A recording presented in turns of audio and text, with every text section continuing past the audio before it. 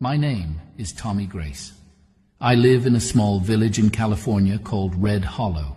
It was once a place full of life, with kids playing in the streets and neighbors always stopping by to say hello.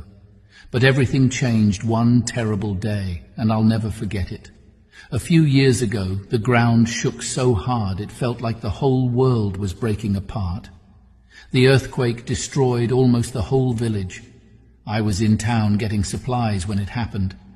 My 3 sons, Mark, Ethan, and James, were at my house with their wives and kids. They were having a big family dinner while I was gone. When the shaking stopped, I raced home, praying they were okay.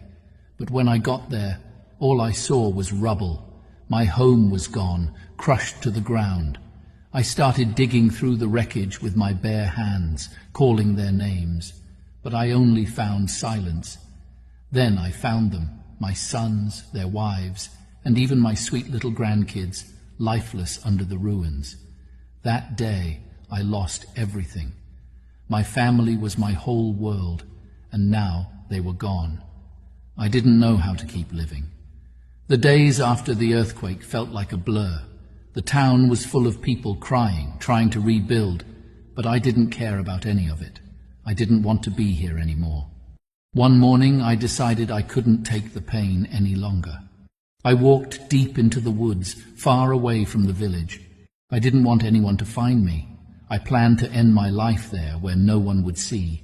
But as I wandered, I heard a faint, sad sound.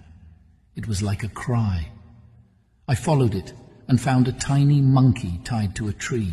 He was skinny, dirty, and shivering with fear. His big brown eyes looked up at me, full of sadness. For a moment I forgot about my own pain. I couldn't leave him there like that. I untied him and carried him home. At first, the little monkey, who I named Buddy, was too scared to eat or let me come near him. He would hide in the corner and shake whenever I moved.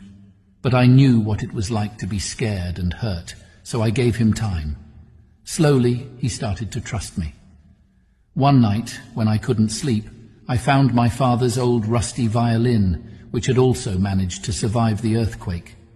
It was covered in dust, but I cleaned it up and strummed a few chords. I hadn't played in years, but the sound brought back memories of happier times. Buddy came out of his corner and sat near me, tilting his head as if he was listening. From that night on, I played the violin every evening, and Buddy always sat by my side. One day, as a joke, I gave him the violin, urging him to try his hands on it. He clumsily touched the strings, making silly sounds that made me laugh for the first time in ages. Over time, Buddy started to get better. His tiny hands learned how to pluck the strings, and soon he was playing real music. Now, Buddy and I perform together. We travel to nearby towns, sharing our music with anyone who will listen. People always say how special it is to see a man and a monkey making music together, but it's more than that. For me, Buddy saved my life. On the day I planned to leave this world, he gave me a reason to keep going. Every song we play is a reminder that even when everything feels lost, there's still a chance for hope, love, and light. So when you see Buddy and me, know this: we are 2 broken souls who found each other in the darkest of times. And together, we chose to keep living one note at a time. To everyone out there who think they have lost everything, know that God has other better plans for you.